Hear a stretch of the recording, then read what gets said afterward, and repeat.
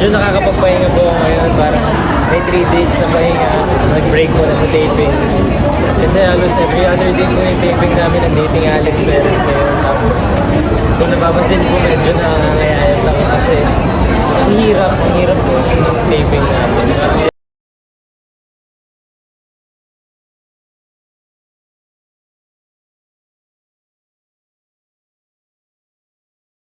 Every other day kami umiiyak.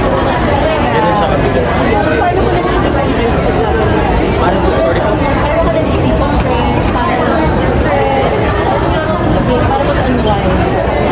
Ano eh, minsan umuwi ako ng Pampanga. Minsan, pagkaya lang.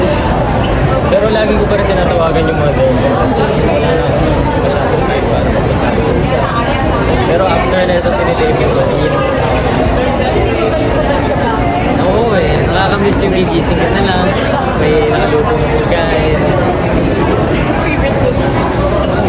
Sa Botiju, ramen talaga, totoo. Kahit simula pa nung nag-guesting ko lang po ako sa Botiju. Ako pa po yung nakikiusap noon. Sabi ko, isama niyo naman po ako sa guesting. Kaya sabi ko, bigyan niyo po ako ng GC. Kasi favorite ko talaga yung Botiju. Sorry. Wala pa po eh. Parang pahinga ko na lang muna. Si Showy access sila. Oo, busy pa sa Sinidape. Pahinga na. Kasama mo si So, kita naman namin na wala naman pala Ulo. sa ano ba? Sila lang po yun. Wala naman po. Wala naman po. Grabe kasi parang mga tao. Yung medyo nila, hindi na yung mga, ikit ka lang ng iba,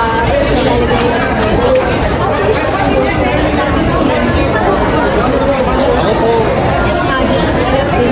mahirap. Sa totoo lang, mahirap. Nung una po, sobrang na-affected po ako. Pero ngayon parang natutunan ko, hindi na lang ako magbabasa. Tapos gabi-gabi po nagdadasal ako. Kasi yung parang natatakot na ako mag-phone, gano'n. Kasi parang ang daming sabi, nagugulat ka na lang, hindi. Di ba?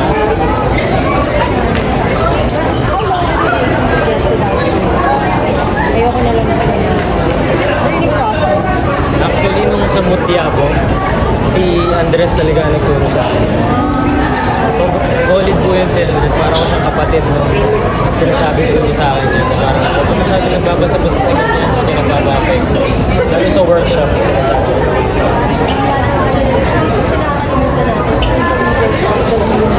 Wala palang rivalry.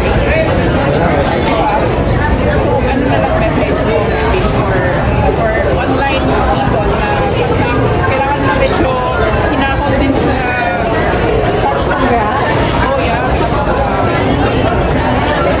misinterpret ang significance sa mga idols. Pero kung yun naman po yung nagpapasaya sa kanila. Basta nagagawa ko po ng maayos. How do you protect your mental health? Ano po eh, wala na po kasi akong... Lagi ko iniisip na wala na akong mahihiling pa. Lahat ng to, wala lahat sa akin dati. May po ako sa hirap. So nandito po ako ngayon. Kailangan ko na lang po tatagal ko sa diba yun? Ano lang pinaka-reward mo sa sarili mo? Ngayon, Projects. wala pa po eh. Wala pa po ako nabibili para sa sarili. Ito yung car pa rin. Ganun. Hindi ba? Hindi mo pa? Hindi pa. Nag-iipon ko po ako. Gusto ko pumalipat ng bahay sa mami ko. Dito sa dito sa Hindi, Pampanga pa din po, pero sa maayos na po na bahay, sa komportable na po. So yun yung una. Yun po yung binigay ko na po. Ayun, car. Yeah, hello! Speaking of vacation, nagaling ka na ng Japan? Oh? Nakarating ka na ng Japan? Sorry po? Nakarating ka na ng Japan? Opo, once. So, kumusta yung experience mo going to Japan? Sobrang happy ko po doon kasi parang Sino kasama mo? si Direk Jason Paul, yung manager ko po, tsaka si Migo.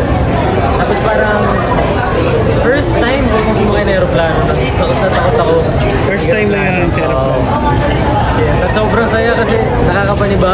sobrang lamig, mga ganun.